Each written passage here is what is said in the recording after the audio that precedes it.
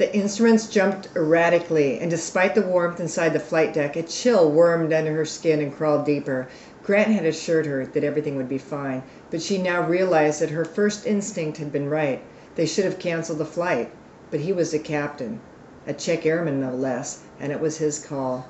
It was always their call. The radio came to life. Regional 39er, clear direct to Hogs intersection. Descend and maintain flight level 180. You can expect the Canarsie approach to 13 right. She picked up their initial clearance into JFK and responded to air traffic control while keeping a watchful eye on Grant.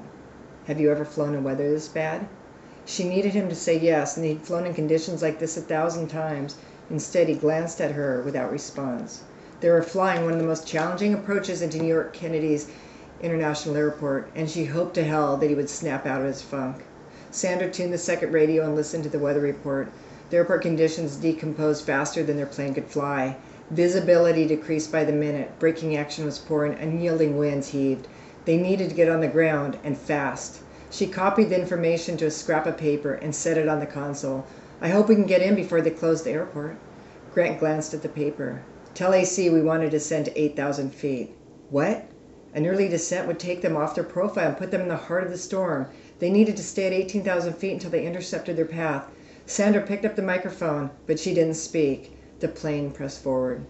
Get us a descent to 8,000 feet, he repeated. Now! Sandra called ATC with Grant's request, double-checking the flight management computer as she did.